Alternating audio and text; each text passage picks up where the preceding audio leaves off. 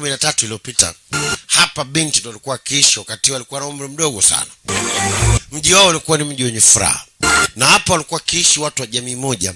Jamii ya watu wanajiita the Black Blood. Tutaona baadaye. Au pia wana jina lingine wanajiita Arkelion. Kwa jina lingine the Black Blood. Sasa kuna viumbe wa ajabu. It's a Draco. Huyo kiumbe anamuita Remic. Ni kiumbe tu kama swala vile. Sasa jirani na hao wanaojiita Arkelion au wanajiita the Black Blood, ukiangalia masikio yao yamechongoka, alafu yana mapembe. Talon alikuwa na mdogo wake wa kiume ndo mkubwa. Wakati anamsogelea ukiumbe mtizame kukufurahi, kafurahi tu. Ni aina fulani ya swala ambao sasa hivi nafikiri kizazi chao kimebakia ndo wadia. Ni mrembo. Ghafla kijana mmoja ambaye ni binadamu wa kawaida wafanana na Arkelion alimpiga mshale mnyama yule. Basi akaanguka. Binti alichukia. Yule kijana ukiangalia masikio yake yako vizuri. Binti alimpiga jiwe. Akamwona nataka kunipiga na mimi. Talon ni mkorofi. Talon! Kakake alimuita. Talon alishafika. Kamvaa mtu yule. Kamtandika kijana mkubwa kuliko yeye. Arkelion, watu wa jamii wana nguvu mno. Ghafla alitokea mama wa kijana. Akamwambia, "Wewe, wacha kumpiga mwanangu." Clear off.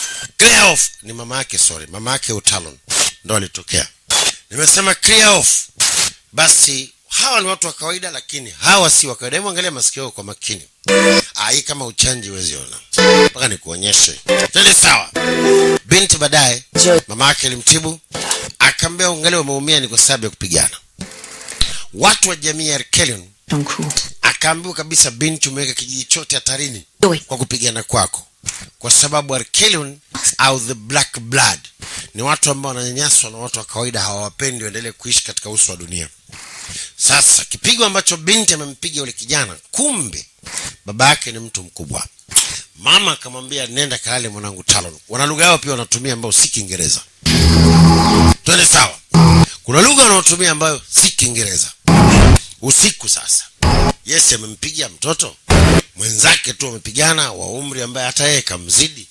Usiku sasa walikuja watu, tizama sura zao kwa makini.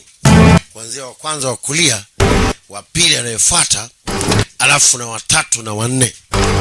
Walikuja hao wanajiita the mercenaries. Hawa ndo watu wanajiita the Shrine Brothers. One Black Blood escapes. Anasema nataka watu wanajiita the Black Blood. Hata